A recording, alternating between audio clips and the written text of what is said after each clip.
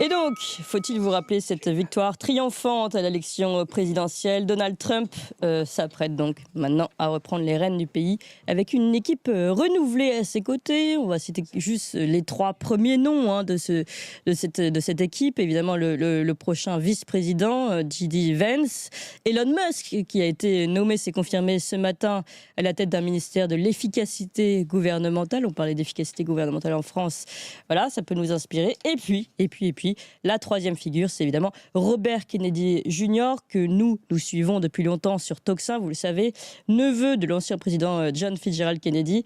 Et donc, Donald Trump s'est engagé à lui confier un rôle important après qu'il se soit retiré de la course présidentielle en sa faveur. Il lui a dit, et je vous rappelle, éclate-toi tant que tu ne touches pas au pétrole. On écoute ce rapide extrait. Où les Américains ont repris le contrôle de leur pays. Une dernière chose, au nom de ce formidable groupe de personnes, des personnes qui travaillent dur, de formidables personnes, on peut rajouter quelques noms. Robert Kennedy Jr., qui va nous aider à redonner la santé à l'Amérique.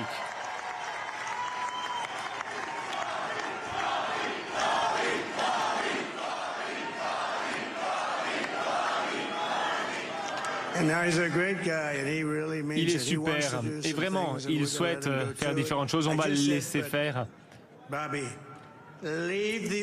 Bobby, tu me laisses le pétrole. On s'occupe du pétrole. On a plus de pétrole que tous les autres pays du monde, plus que l'Arabie Saoudite, on en a plus que la Russie. Alors Bobby, ne touche pas au pétrole. Mais à part le pétrole, fais ce que tu veux, éclate-toi. Voilà, par le pétrole, éclate-toi. Ça, on l'a compris. Donc voilà, Make America Healthy Again. Et avant de donner la parole à mes 3 invités pour ce sujet important, Jean-Dominique Michel qui est avec nous au studio, docteur de l'épine, et Lynn Egberg, eh bien, je vous propose d'écouter. C'était un très très beau discours que vous pourrez réécouter. D'ailleurs, je peux même vous donner le site de docteur Nicole de l'Épine qui l'a traduit à l'écrit, retranscrit. Et puis, il y a la traduction en français que vous pouvez retrouver sur son site docteur de l'Épine, nicoledelepine.fr. Eh bien, ce discours en Arizona en août 2024 dit beaucoup du projet de Robert Kennedy Jr. Et avant d'en parler, eh bien, je voudrais que vous écoutiez ses propres mots à lui. Donc, 2 extraits qu'on a, je le précise tout de suite, comme c'est important d'écouter ces extraits et qui sont un petit peu longs, qu'on a un petit peu accéléré pour pouvoir avoir le temps de parler juste après. On écoute. En Amérique, 74% des Américains sont maintenant en surpoids ou obèses, et 50% sont des enfants. Il y a 120 ans, quand quelqu'un était obèse, il était envoyé au cirque. Littéralement. Des rapports de cas d'obésité sur le sujet. Lisez-les, l'obésité était presque inconnue. Au Japon, le taux d'obésité infantile est de 3%, contre 50% ici. La moitié des Américains sont prédiabétiques ou ont un diabète de type 2. Quand mon oncle était président et que j'étais enfant, le diabète juvénile était effectivement inexistant. Un pédiatre typique voyait un cas de diabète pendant toute sa carrière, une carrière de 40 ou 50 ans. Aujourd'hui, un enfant sur 3 qui franchit la porte de son cabinet est diabétique ou prédiabétique. Et le trouble mitochondrial qui cause le diabète cause également la maladie d'Alzheimer, qui est maintenant classée comme diabète. Et coûte à ce pays plus que notre budget militaire chaque année.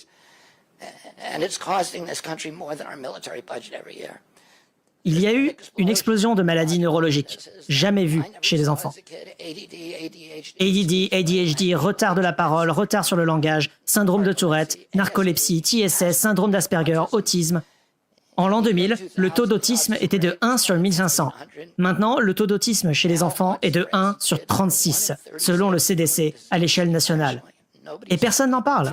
Un enfant sur 22 en Californie est autiste. Et c'est une crise. 77% de nos enfants sont trop handicapés pour servir dans l'armée américaine.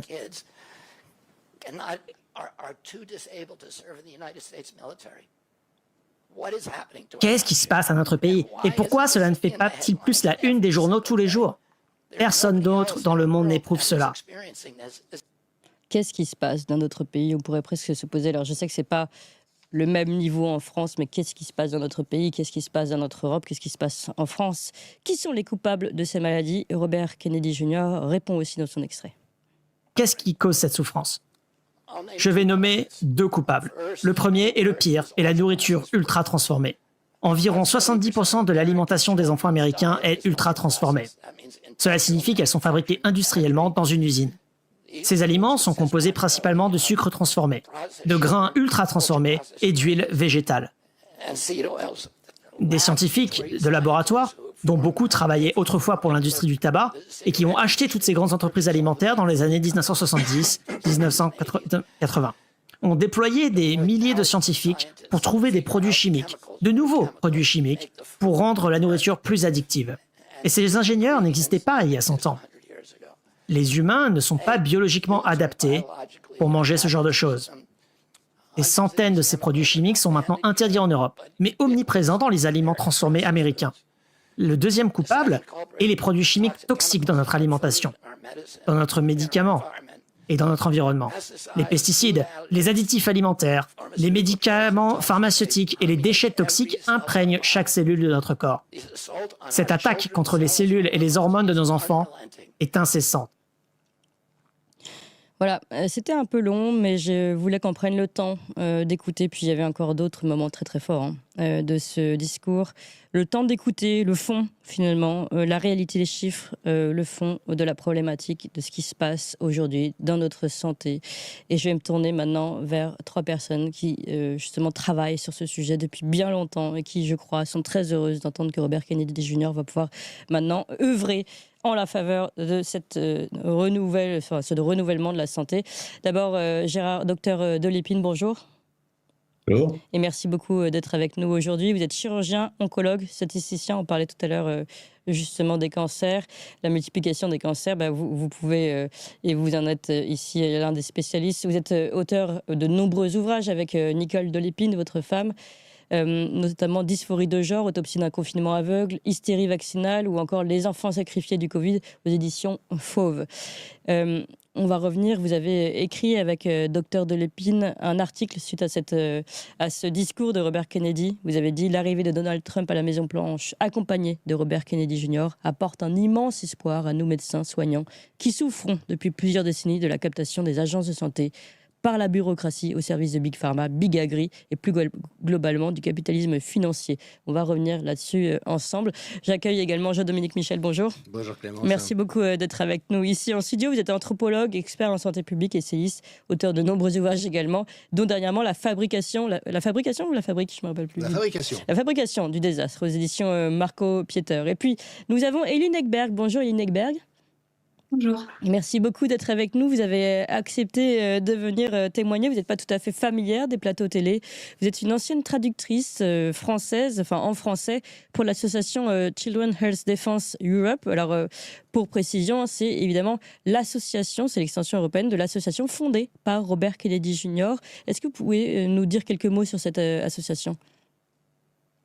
Alors, c'est une association qui a été fondée d'abord en fait, sous un autre nom, c'était le World Mercury Project, fondé par Robert F. Kennedy Jr. et Lynn Redwood, qui était une infirmière aux États-Unis.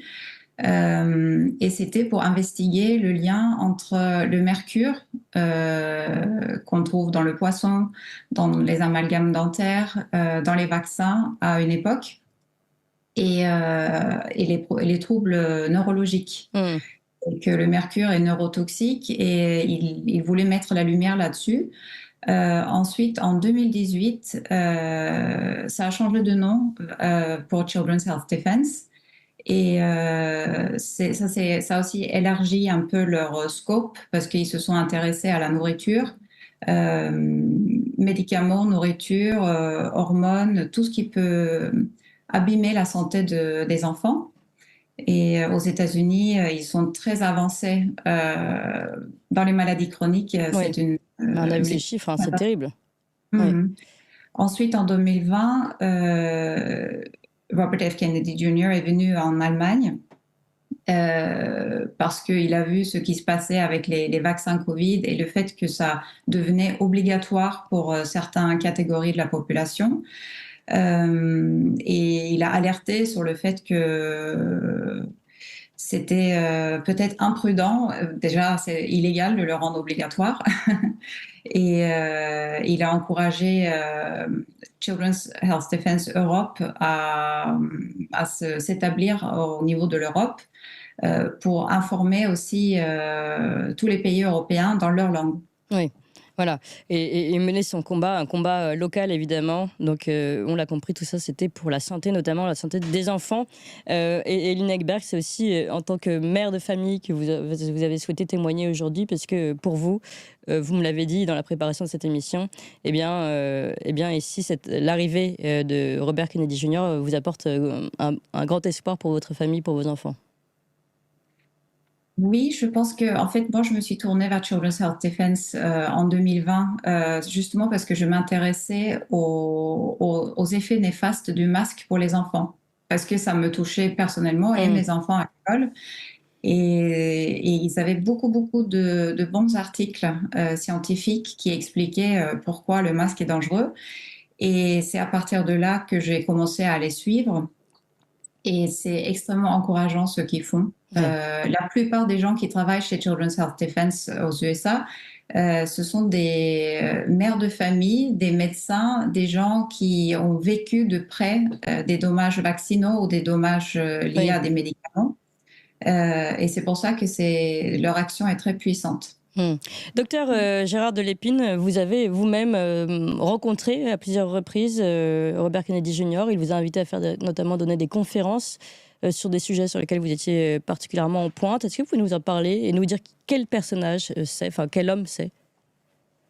Ouais, contrairement à ce qu'on raconte actuellement dans les médias françaises subventionnés, c'est un homme tout à fait posé et raisonnable. J'ai effectivement eu l'occasion de dîner avec lui à Chicago, je m'y avais invité, pour faire une conférence sur le garde d'asile, sujet auquel je suis très concerné avec mon épouse.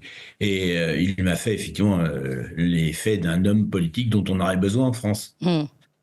Et on le décrit actuellement dans tous les médias, que ce soit Le Point, Le Monde, Anti-vax. comme un anti-vax notoire.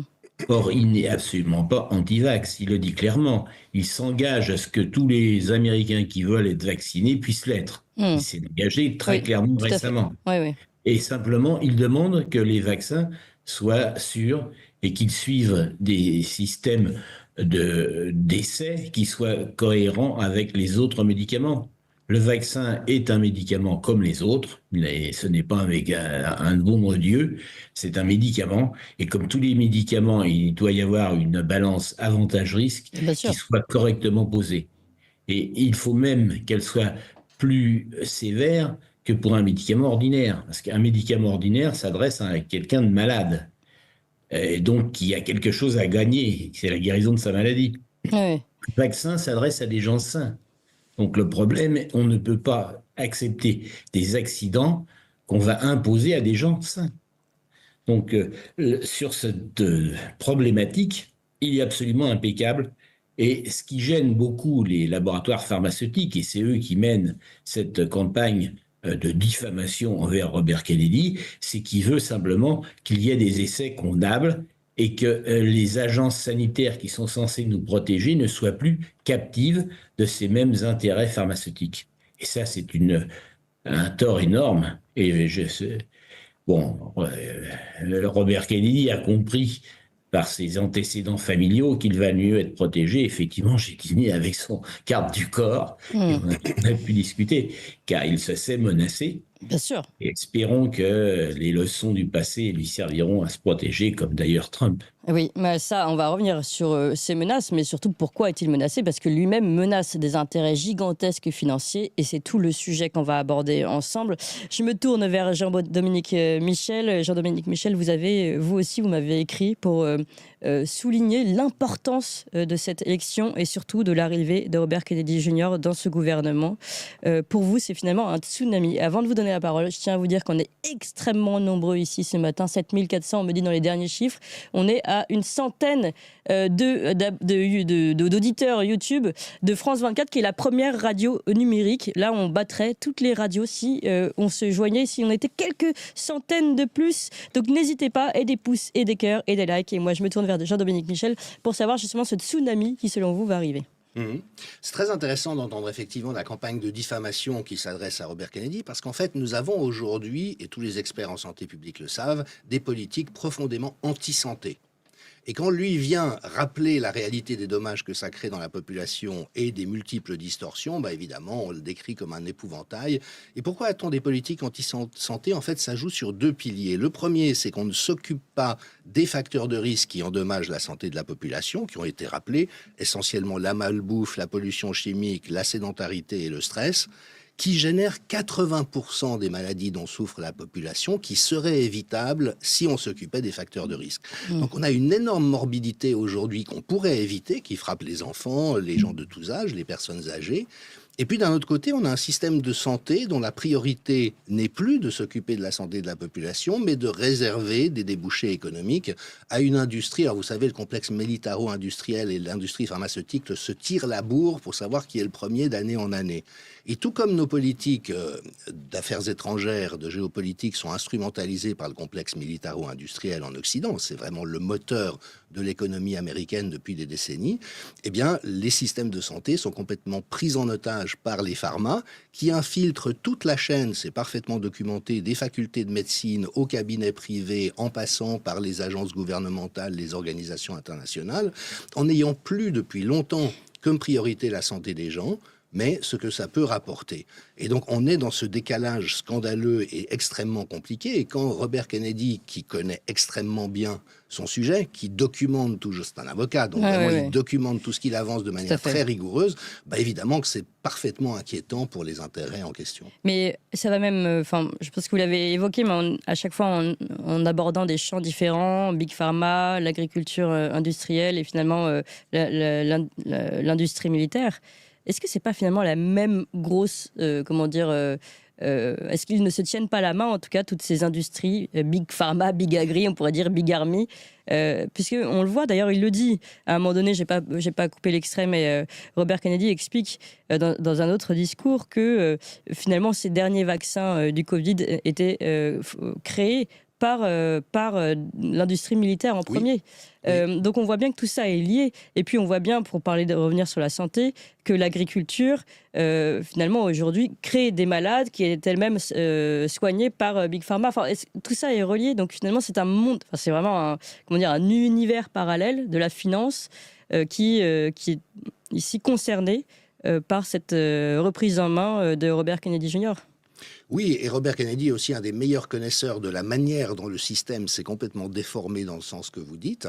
Et dans son livre sur Fauci, Gates et la santé publique, il montre la criminalité des opérations en cours depuis plus de 20 ans et dont Anthony Fauci, l'ancien responsable de la politique Covid aux États-Unis, mais de bien d'autres choses, tout le financement de la recherche est une des principales chevilles ouvrières.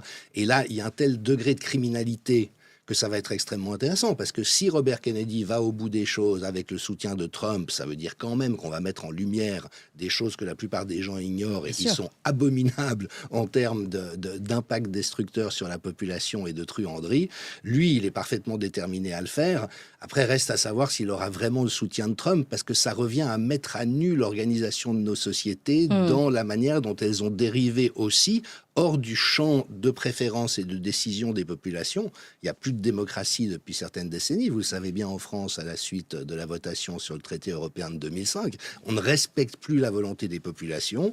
Les grands pouvoirs captent toutes les sources de revenus en appauvrissant de plus en plus les populations. Ça se laisse voir. Je veux dire, ça ne sont pas des théories. Il y a tous les indicateurs le montrent. Donc, s'ils veulent vraiment aller au bout des choses, ça va aller très, très loin. Et puis, avec ce petit hiatus intéressant, qu'il faut quand même rappeler que Donald Trump a confirmé Anthony Fauci dans ses fonctions au mois de mars 2020. C'est lui qui a précipité la mise à disposition de l'injection génique. Est-ce qu'il saura se remettre en cause en reconnaissant qu'il a cautionné des criminels et laissé se dérouler une opération parfaitement anormale? C'est aussi là où ça se joue. Oui, peut-être qu'en ayant choisi Robert Kennedy Jr., c'est déjà en soi une réponse. Mais à ce sujet, docteur Delépine, Gérard Delépine, qu'en pensez-vous? Est-ce que le chantier est immense, si on va jusqu'au fond jusqu'au bout des choses. Jusqu'où pourra-t-il aller, à votre avis? Et puis, est-ce que Donald Trump est capable de se remettre en question? Je ne prétends pas être un prophète.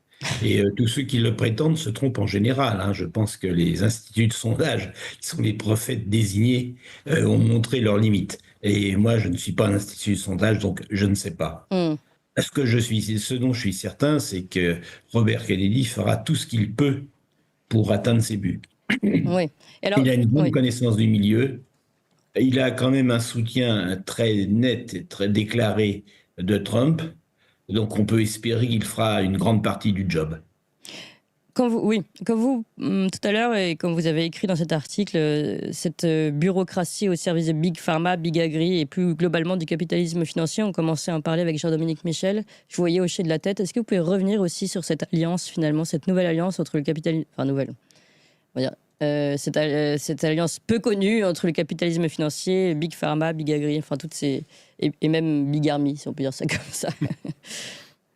Bon, il est clair que depuis la mondialisation, les laboratoires qui avant avaient des dimensions essentiellement nationales et qui avaient juste à convaincre leur agence nationale, se sont réduits comme peau de chagrin, se sont tous concentrés, excusez-moi, Après.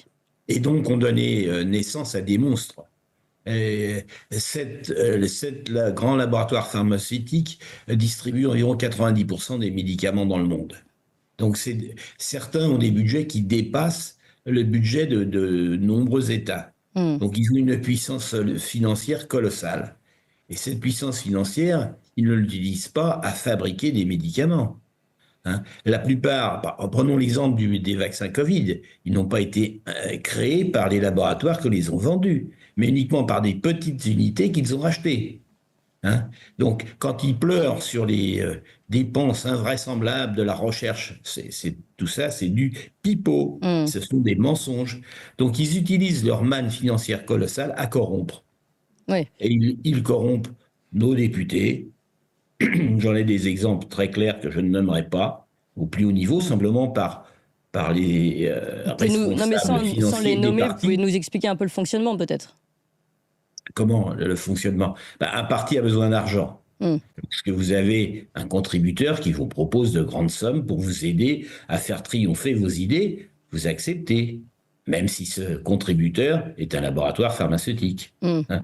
Bon, donc ça touche nos députés, mais aussi nos fonctionnaires. La corruption de nos fonctionnaires, malheureusement, c'est une réalité qu'on voit au travers du problème de la drogue en France, mais qui existe parfaitement en santé. N'oublions pas que les médicaments, les marchands de médicaments aux États-Unis s'appellent des drug dealers. Hein. La proximité est vraiment la même. Hein. Et ce qui est plus grave, c'est qu'ils ont acheté corrompu les agences de santé. Alors, le système des agences de santé qui sont chargées officiellement, qui ont été créées pour protéger la population, est très clair. Ces agences sont corrompues déjà de manière systémique, puisque une grande partie de leur financement provient des laboratoires. Les organismes qui sont chargés de vérifier si un essai thérapeutique est éthique touchent de l'argent de celui qui propose l'essai. Oui, c'est dingue ça. Il y a une concurrence nationale entre différents organismes. Ceux qui acceptent le plus facilement sont ceux que vont voir les laboratoires, bien entendu. Nous avons donc des essais thérapeutiques qui sont viciés d'emblée. Prenons l'exemple des vaccins Covid. Comment des gens scientifiques normaux auraient pu accepter qu'un vaccin supposé empêcher une maladie n'étudie pas la maladie, mais se contente de faire une sérologie? C'est complètement fou. Hein. Comment pouvait-il accepter aussi de dire que ces vaccins étaient sûrs alors qu'ils avaient été surveillés en moyenne 2 mois? C'est complètement fou. L'utilisation de critères dits substitutifs, puisque pour un vaccin ou pour un médicament qui veut lutter contre une maladie mortelle, le seul critère valable, c'est le nombre de morts entre ceux qui prennent le médicament et ceux qui ne le prennent pas. Eh bien non, pour les vaccins Covid, on n'a pas fait étudier la mortalité, on ne l'a pas étudié. C'est beaucoup trop long, beaucoup trop compliqué. Et il faudrait, en cancérologie, nous, avec Nicole, on avait l'habitude avec M. Maté de s'intéresser au taux de survie à 5 ans. à 5 ans, est-ce qu'il y a davantage de survivants avec ce traitement A qu'avec ce traitement B? Maintenant, c'est plus du tout ça au niveau européen. Maintenant, on regarde à 3 mois. On voit une lésion, une métastatique pulmonaire, facile à mesurer, et on regarde si elle a un peu ou pas diminué, ou si elle a grossi. Oui, mais il y a un médecin généraliste qui nous a quand même défendu que, comme il y avait beaucoup de monde qui était vacciné, on pouvait empiler, on va dire, les temps de vaccination de chacun et ça faisait un temps long. Vous n'avez pas entendu ça? Non. Ça, c'est vraiment la folie de certaines personnes qui n'ont jamais fait de médecine. Ah bah Ou il qui avait... tombent je préfère qu'il soit fou que totalement corrompu. Oui. Les deux hypothèses sont possibles et l'une n'exclut pas l'autre. On peut être à la fois très nul en médecine, très nul en sciences et totalement corrompu. On a eu quand même de grands exemples dans les médecins de plateau récemment. Oui, tout à fait, c'est à ça que je faisais allusion. Juste pour revenir sur la corruption politique, justement, de Big Pharma et la corruption de ces agences de santé, je voulais, Jean-Dominique Michel, parce que vous avez travaillé là-dessus aussi, vous donner la parole. Bah oui, c'est quelque chose qui a été très très bien étudié, donc tout est parfaitement documenté avec un ensemble de ressorts légaux et illégaux, on trouve des deux. Je rappelle que le centre d'éthique SAFRA de l'université de Harvard a consacré 3 ans à cette question, en montrant que toute la chaîne de la médecine, des facultés de médecine au cabinet, en passant par les agences gouvernementales, est corrompue de manière systémique. Ça ne veut pas dire forcément qu'il y a de l'argent qui est donné sous la table, il y en a aussi, mais ça veut dire que tout est fait pour convaincre les différents acteurs que des inconduites, voire des crimes, sont acceptables. Et notamment avec toute une propagande dirigée vers les médecins eux-mêmes, pour leur permettre d'être confortables avec ce à quoi ils participent, avec des principes vertueux. On l'a beaucoup vu dans la crise Covid. Peut-être qu'on ne donne pas une information parfaitement transparente aux patients, mais il faut absolument lutter contre la maladie, éviter l'engorgement des hôpitaux, blablabla. Donc on crée des argumentaires. Et vous savez qu'il y a un rapport qui vient d'être diffusé par la Chambre des représentants aux États-Unis qui montre comment l'administration Biden a investi plus d'1 milliard de dollars et engagé une boîte de propagande pour mentir sur la science, pour faire paniquer la population, ce qui est totalement contraire à toutes les règles, et en quelque sorte banaliser toutes ces réponses. Donc il y a un champ de force extrêmement construit, on connaît, là encore, tout est su, je veux dire, la connaissance a été mise sur la table, et ce qui est remarquable, c'est que nos autorités ne s'en préoccupent pas pour un ensemble de raisons. Et puis effectivement, avec des systèmes de corruption très basiques, il faut savoir qu'aux États-Unis, vous ne pouvez pas être élu au Sénat ou à la Chambre des représentants sans disposer d'un trésor de campagne, et les pharmas sont parmi les principaux donateurs, donc je pense quand même que le programme de Robert Kennedy va se heurter au niveau des deux chambres au fait que la plupart des parlementaires aujourd'hui sont arrosés par Big Pharma et que leur élection dépend de l'argent qu'ils touchent de Big Pharma. Et puis le système de pantouflage... C'est pour ça qu'il resterait conseiller d'ailleurs, et pas membre du gouvernement, comme ça on ne pourra pas l'éjecter au moment du vote de confirmation. Tout à fait. Alors je me tourne vers Eline Ekberg, même question, est-ce que vous considérez que, quel va être le chantier et que va pouvoir mettre en place Robert Kennedy Jr. après ces belles annonces et ce discours que nous avons entendu? Alors, mon espoir, en tout cas, ça serait un renouvellement de l'agriculture, c'est-à-dire que subventionner les bons agriculteurs plutôt que les gros industriels, travailler sur les pesticides pour les limiter, les OGM aussi à surveiller et à faire plus de recherches parce qu'on n'est pas du tout sûr que ça soit très, très bien, les OGM. Et après, je pense faire plus de science autour des vaccins et autour des médicaments, c'est-à-dire exiger une meilleure transparence, des plus longues études et prendre les choses au sérieux. Aussi investiguer les dommages vaccinaux parce que pourquoi certaines personnes tombent malades ou tombent dans l'autisme après un vaccin et d'autres non. C'est des questions qui se posent sur la génétique, sur l'âge à lequel on donne un vaccin, et jusque-là, ces études n'ont pas été faites, pas suffisamment.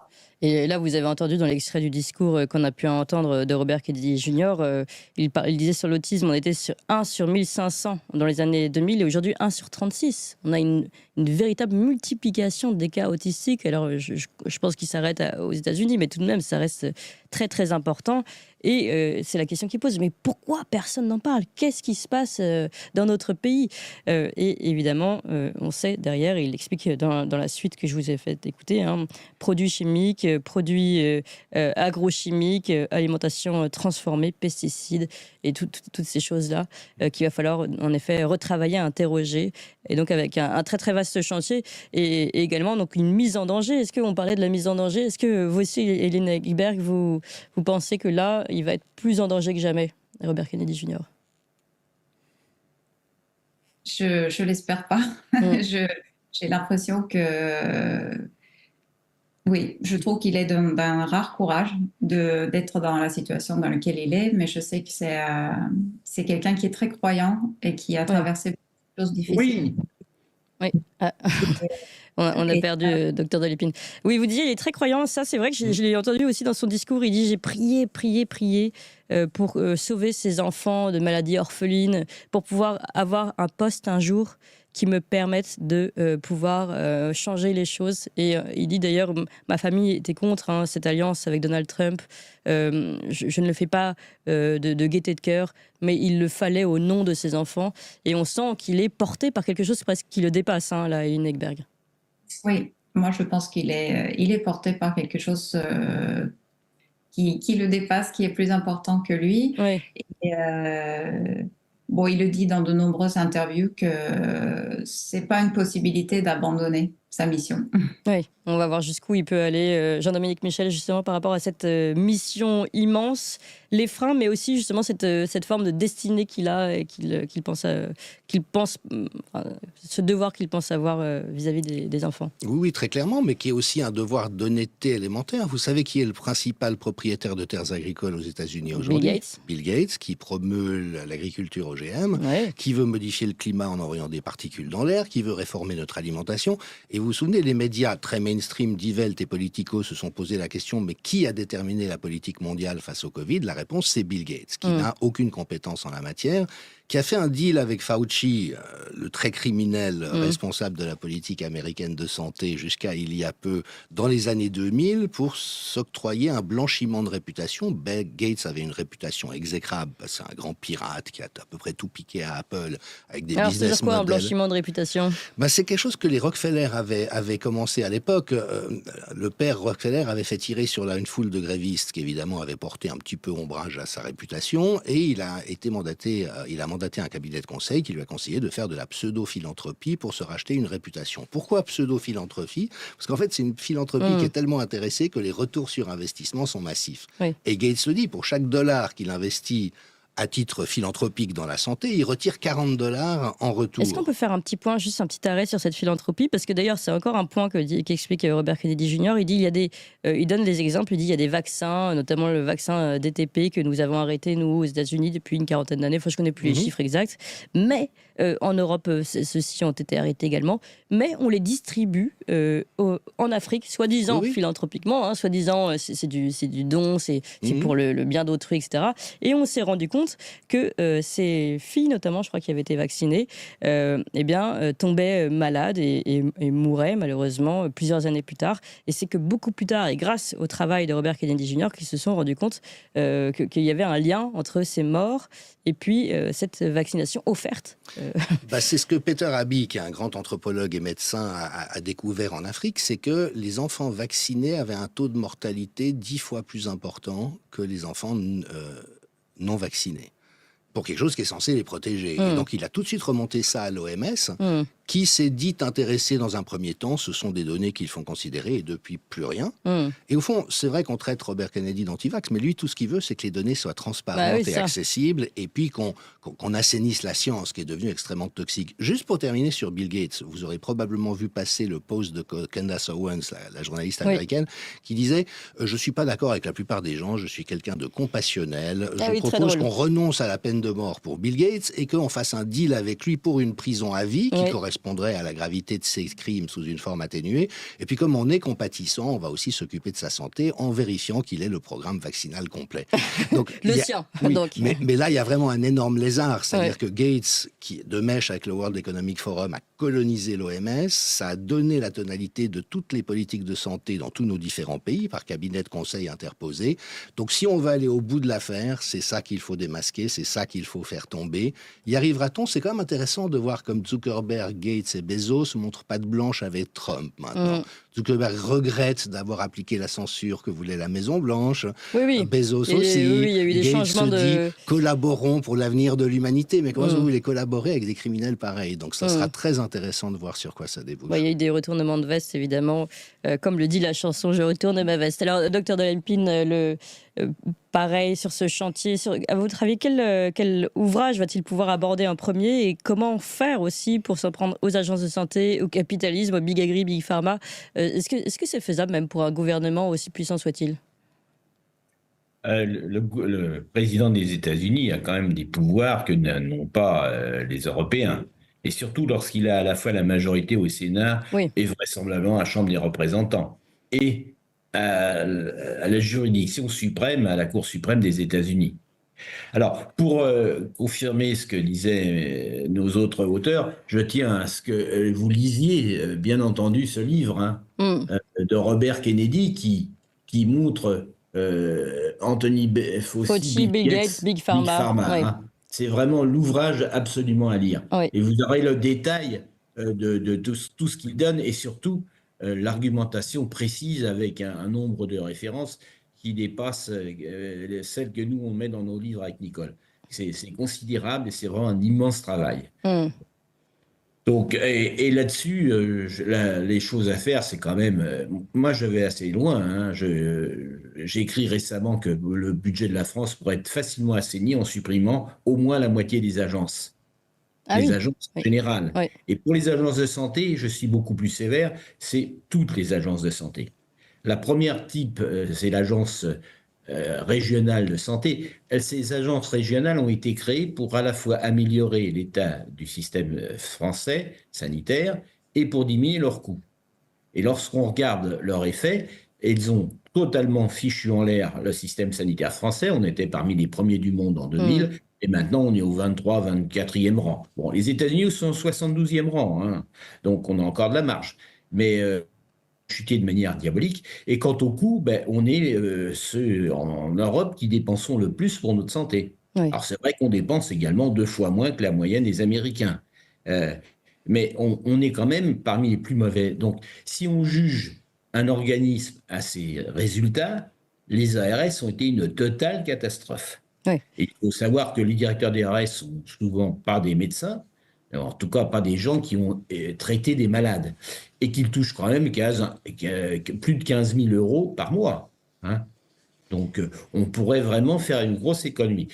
Quand vous regardez la Haute Autorité de Santé, c'est effectivement un flot de conflits d'intérêts.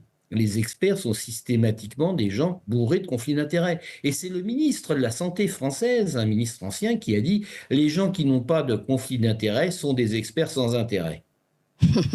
On exclut les gens non corrompus des agences. De fait, c'est quand même incroyable. L'agence a donné de bons résultats. C'était un foutage de gueule absolument insupportable. Alors, sans même parler des économies, évidemment, c'est fondamental, surtout qu'on économise. On améliorerait la santé en faisant des économies, en supprimant. Je ne parle pas du Conseil national de l'ordre des médecins. Parlez-en. Où les conseillers sont supposés en France être bénévoles, mais le président touche 10 000 euros par mois, c'est un rapport de la Cour des comptes qui le précise, et dispose d'une résidence très bien située à Paris qu'il peut utiliser à ce qu'il veut. Et ces gens-là, bien entendu, poursuivent les médecins, non pas parce qu'ils ont donné des torts aux malades, mais parce qu'ils vont contre l'avis du gouvernement, parce qu'ils osent exprimer une opinion. Une autorité, une forme d'ordre politique, donc, finalement, politisé. On devrait enlever au minimum, moi je ne suis pas contre l'ordre en tant qu'existence, qu'est-ce qu'un organisme de réflexion, qu'il vive uniquement des dons que lui donnent les gens qui veulent y participer, pourquoi pas? mais qu'il ait un pouvoir juridictionnel, c'est absolument scandaleux. La justice en France doit être donnée au nom du peuple français et en public toujours. Bien Hein. sûr. Donc ça, bon, c'est quelques pistes pour des économies. Et je dis bien, ces économies en plus serviraient à la santé des Français. Oui. Et Je rejoins ce qui a été dit. Il faut arrêter de nous administrer. Ou bien nous sommes des êtres adultes capables de choisir ce qui est bon pour notre corps ou pas. Donc si le gouvernement pense que tel produit est bon, il a le droit. Il peut même en faire la publicité. D'ailleurs, il n'en ça vend prive pas, pas, oui. hein, la télévision. Mais qui nous laisse choisir ce qu'on s'injecte Notre libre dans arbitre. son corps, hein. Oui. Et justement, en parlant de libre arbitre, et pour conclure, je vais conclure avec vous, docteur Delépine. Vous parliez donc de ces économies qu'on pourrait faire de ces agences de santé qui sont aujourd'hui au service de Big Pharma, nuisibles, et du gouvernement, enfin d'une certaine politique.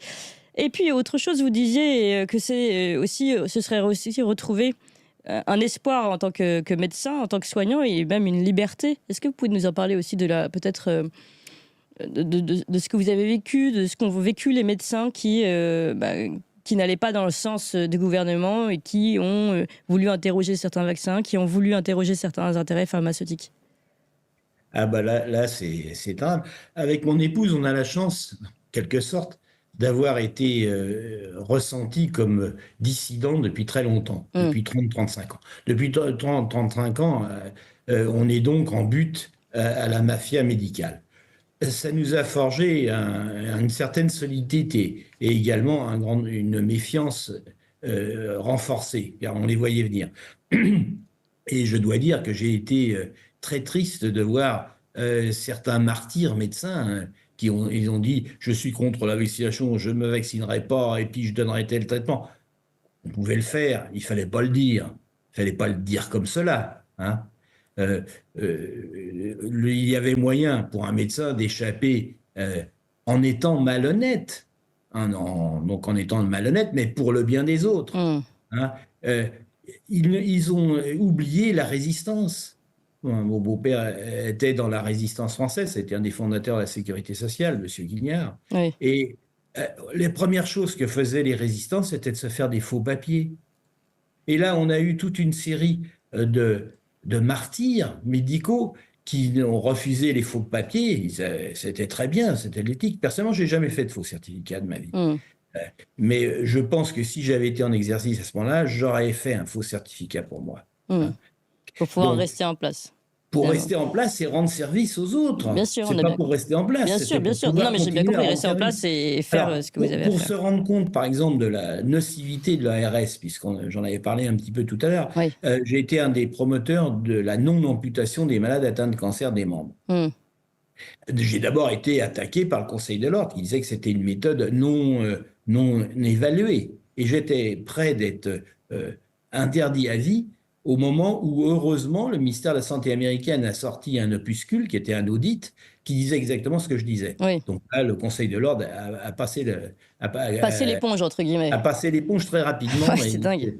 Ça allait mal. Après, ils m'ont encore embêté 2-3 fois et à chaque fois, ils ont perdu.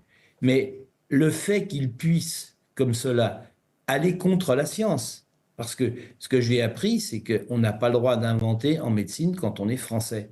C'est absolument diabolique. Et après, on se demande pourquoi on est à la remorque des États-Unis. Non, pas quand on est français, quand on va contre les intérêts. Non, quand on est français.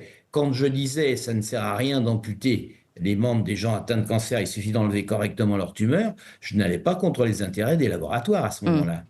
Mais j'allais contre les habitudes du plus grand nombre. Et là, j'étais tombé sur des gens des investis des confrères qui regardaient l'affaire et qui étaient de bonne foi. Mais ce qu'ils me reprochaient, c'est que la question qu'ils m'ont posée et qui devait me condamner à mort, c'était « est-ce que quelqu'un d'autre l'a dit ?» Et à l'époque, il n'y avait pas Internet. J'ai dit « ben non, c'était en 86. Non, à ma connaissance, personne ne l'a dit. » Et là, j'étais condamné. De la même manière qu'ils ont voulu condamner notre infectiologue de Marseille. Hein, parce que les autres l'avaient pas dit. Professeur Raoult, oui. C'est la démarche totalement contraire à la science. Allez, docteur Delépine, on arrive à la fin de cette émission. Un mot à chacun, donc espoir, en tout cas, Jean-Dominique Michel. Oui, je rappelle qu'en Suisse, il n'y a pas d'ordre des médecins et que les médecins qui ont essayé des traitements alternatifs dans leur cadre de leur responsabilité médicale n'ont absolument pas été poursuivis. Donc en France, il y a vraiment une attaque contre l'indépendance des médecins et la probité des médecins. Il y a eu une purge avec l'histoire de la suspension des personnes qui ont refusé de se faire injecter. Et puis la dernière trouvaille qui est abominable en termes de droit de la santé, c'est que désormais les médecins doivent mettre le nom de la pathologie sur l'ordonnance que le médecin va présenter à son pharmacien, ce qui est le viol définitif du secret médical, ce qui est très très grave sur le plan civilisationnel. Donc il faut bien mesurer cette attaque qui a cours en France actuellement contre la probité médicale. Mais espoir tout de même que les choses puissent changer depuis les États-Unis peut-être. Elina Ekberg, le mot de la fin également. Oui, donc moi je suis juste dans l'impatience de voir les changements qui vont venir. Eh bien, à suivre donc, et beaucoup d'espoir en tout cas, et puis on va suivre en espérant que d'ici là, Robert Kennedy Jr. sache se protéger parce qu'évidemment, il va toucher des intérêts très, très puissants, vous l'aurez compris. Merci encore Jean-Dominique Michel, anthropologue, expert en santé publique et auteur notamment de cet ouvrage, La fabrication du désastre aux éditions Marco Pieter.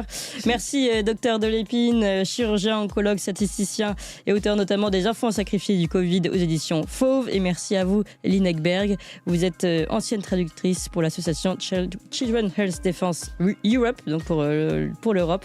Et puis mère de famille, et c'est important de le souligner, puisque vous portez justement l'espoir et le futur dans vos mains et avec vos enfants. Merci encore à vous tous. Et Toxin continue. On est 8500 ici en direct et non cumulé, je vous le rappelle, ici sur Toxin. Extrêmement nombreux. Merci pour votre fidélité. Merci pour votre suivi. Continuez d'appeler vos amis pour qu'on soit toujours plus nombreux. On a dépassé France 24, donc on est bien le premier média numérique au total ici en France. Donc loin devant, d'ailleurs, on me dit.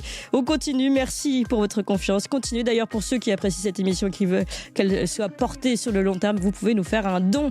Et pour ça, toxin-media.fr. Ensuite, /soutien. Toxin-media.fr /soutien.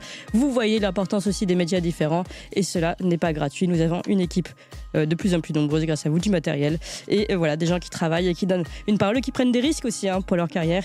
Donc n'hésitez pas à nous soutenir, on a besoin de vous. Tout de suite, la chronique d'Alexandre Cugnage d'Apreval et puis ensuite Christine Boutin va nous présenter sa confession politique finalement. Elle est là déjà derrière nous, on la retrouve dans quelques minutes.